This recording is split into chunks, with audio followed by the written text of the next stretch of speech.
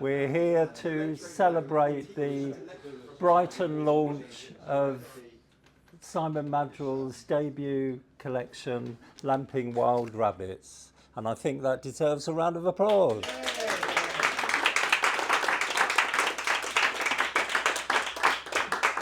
My name's Robert Hamberger, and later I'll be reading from the final section of the collection, and Naomi Foyle will be reading from the penultimate section of the collection. And Simon, we decided he could begin the evening.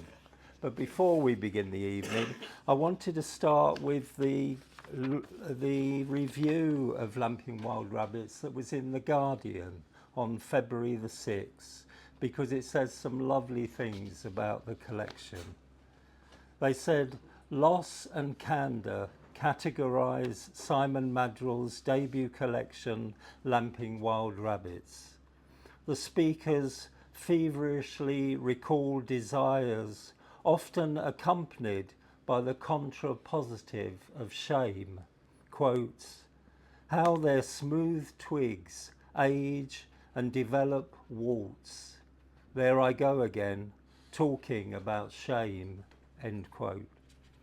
While the subjects include memory, life with HIV, and the transformation of innocence, the language is steeped in a poetics of interpenetration, observed with a rich, descriptive eye. Quote, Polaroid of people gone, refaced for posterity. White powdered cheeks, dust marks death on my pants, end quote. The prize of age is wisdom. Quote, the captive live longer than the wild. And moments here silence the reader to introspection. And it is a great collection. It's really varied and wide-ranging, as I hope you'll hear tonight. So I'll pass over to Simon, and we have to swap microphones because we're recording this. So there you go. Thank you for remembering. Thank you, Rob. And thank you, everyone, for coming. Yeah, I sort of, Lamping Wild Rabbits, as Rob said, is sort of quite a wide-ranging, it's actually split into 5 parts with 70 poems. So both Rob and Naomi were really helpful in giving me advice on the original manuscript that I submitted to Outspoken.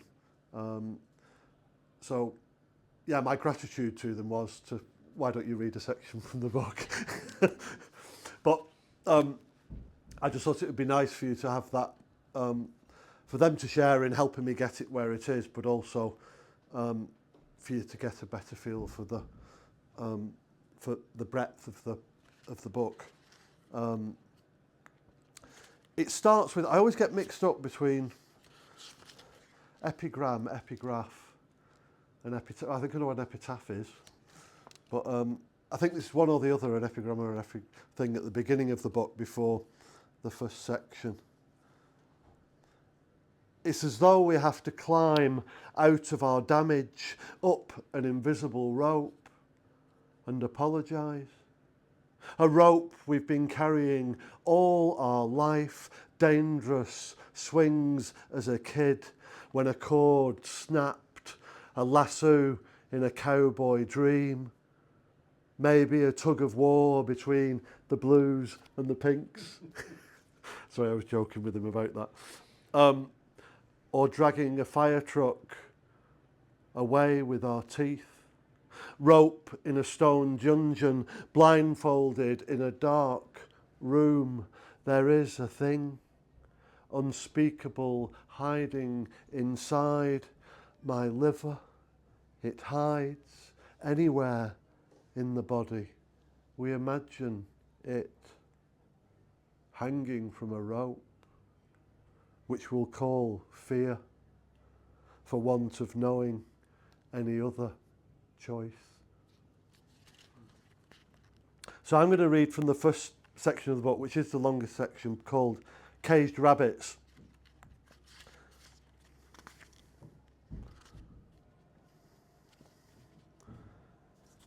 In 1991, I stepped out of my skin. For the first time, there was a young man sucking a cock, like he'd arrived back home at last. Not in the sense of the 90s oblong blocks of Manx ices unwrapped, shoved into a round cone, but more so that rocket lolly. You remember, wide at the bottom, ridged with a sweet lip tip. The 90s wonder at what dialing 0898 offered. Cool, fresh and wild for it. Until just after that moment of melting white, hundreds and thousands flashed by, now too exposed to survive so raw, I crawled back into my skin, sagging, dragging itself to the bathroom, where I threw up.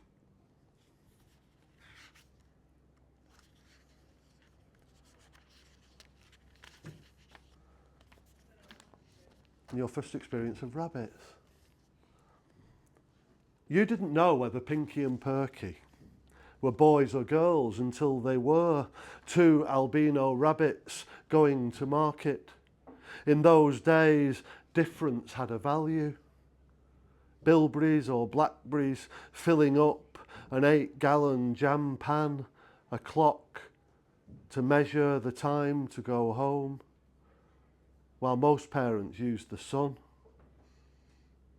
When you played in the woods, you'd hesitate with rope swings, thinking they'd snap, but all you ever did was fall, through, though you didn't tip out of that rowing boat while wearing a life jacket or off rocks at Grandpa's fishing school.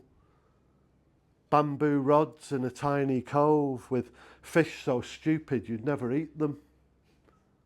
Unlike the crabs with a different hook, you never mastered the deftness to tickle trout, as if subtlety is art you can only admire.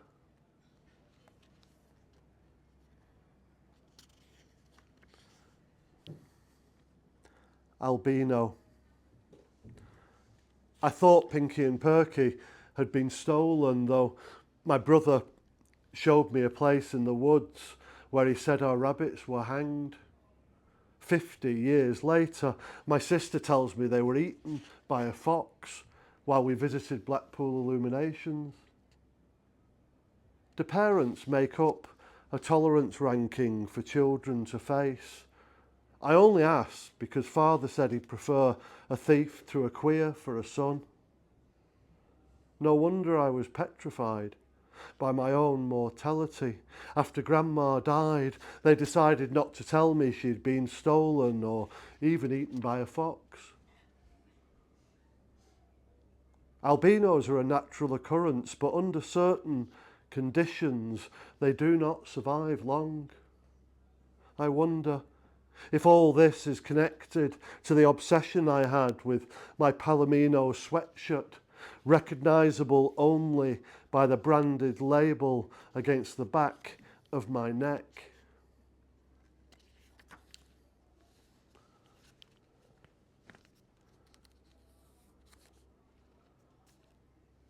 How I once loved the bedtime cocoa ritual. Milk slowly frothing in the pan, the heart shape in its middle refusing to bubble. Off the stove, shushed, quickly poured into the gloopy mess. I could never stir the lumps out of it like I could with custard, like I did with custard every Sunday. It wasn't custard that was banned. Plastic sheet, 2 gauze metal mats, cloth taped to the edges to stop the hurting as if I wasn't enough already. Thick cotton under nylon so I wouldn't feel like an experiment, abandoned later because I was. crocodile clips wired to a big metal box, my Mickey Mouse clock blocked, big switch, big red light, big bell inside. When I woke up, it already happened.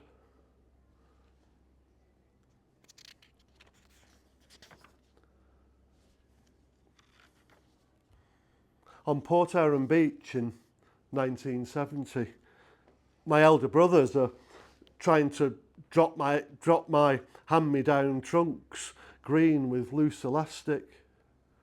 Paul tries to jump on top of me as we run around a deep hole dug by their 2 metal spades and mine of hollow yellow plastic.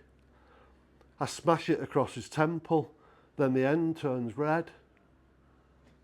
I jump to the bottom of the pit, hoping for the tide to come in. The agreed family solution is to refill the hole. No one wants to be buried alive. Paul's future is shrouded in 1990. After diving off the wrong side of a weir, he's broken his neck. In hospital, his arms are strapped onto splints like a cross with a tube down his throat. You see, the cross isn't to crush his breath, as in a crucifixion, but to stop Paul pulling out the pipe and trying to escape. This time, I jump on top of him, in the same bed where his lungs drown a week later. As with the scar I left him, I still don't know if I regret it.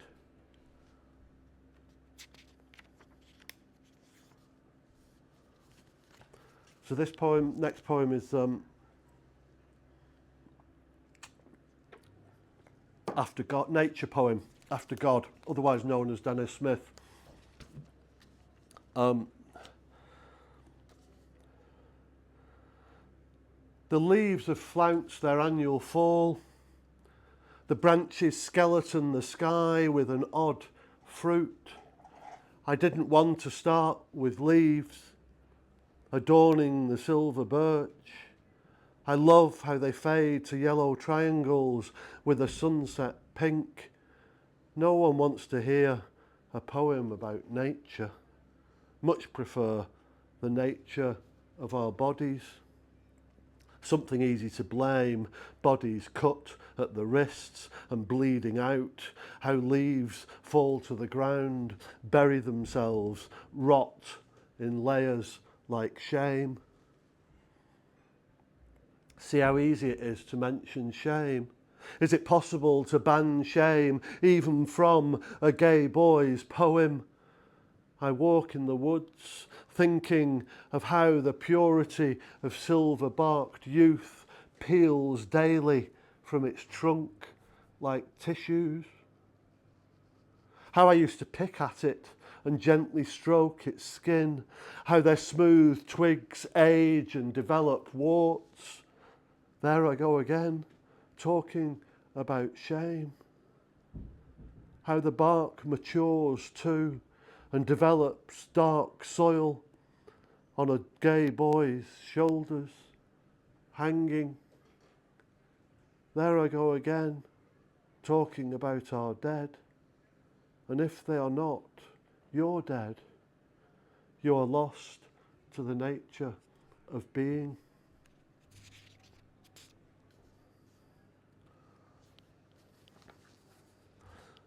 Manx was declared dead in 1970 by UNESCO, but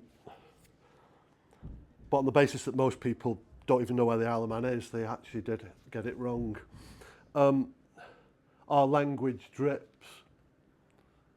Our native Igilg was nearly silenced from what only it can express. I nearly zipped my own life in a black-bagged lack of understanding that it is language that restores our place, that speaks louder than any plinth, that, when it cries, deepens the sea.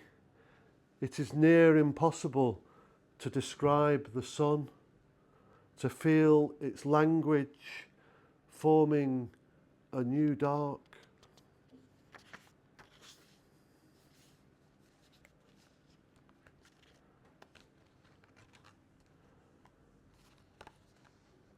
Even a stone has a soft spot, a worn-through hole after years of attrition, a heart whose emptiness is its strength.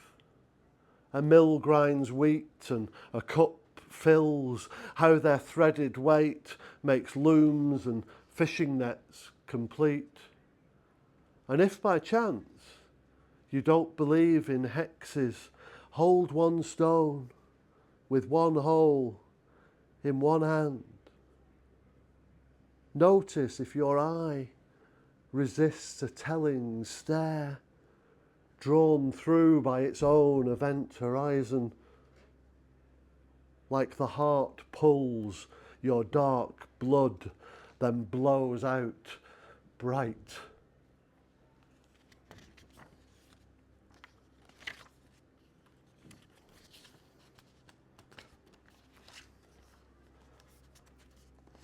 This is a golden shovel after Essex Hempel, so it's called the Golden Wedding. But it's like a golden shovel plus, because the first line and the last word of every line down the right hand side is from the quote, which is, they don't know we are becoming powerful. Every time we kiss, we confirm the new world coming. They don't know we are becoming powerful. Every ring we place on a cock belongs each time we milk our seed, we heal our sickness to whisper new. We vow to kiss horsemen naked but not wearing hoods. We honour our brothers and sisters who confess and not destroy. Our blooming honey is the rosebud drawing in light, seen and being in a new media era, knowing we now belong in the world, free loving queers with a dream still coming.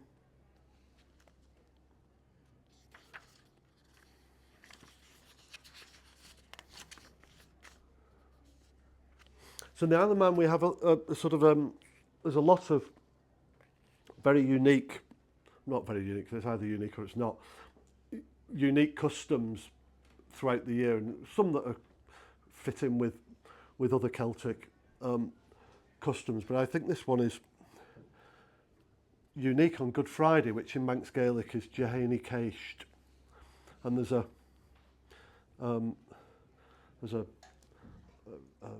custom of a flitadornsy.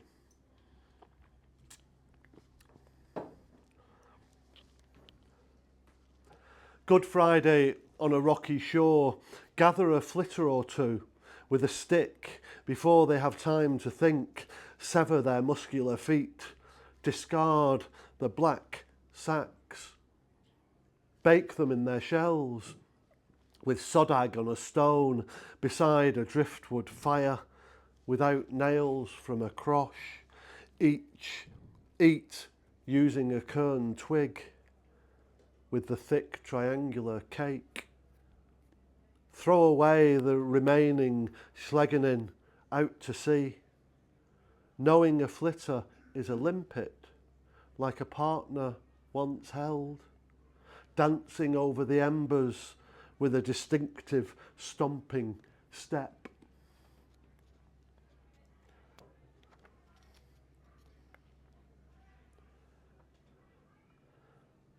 Everything I let go has teeth marks. A parrotfish in the quiet of the night weaves a web across a crevice to get some sleep. During the day, it gnaws coral to death, shits out the bone. Skin is the true edge of my cage.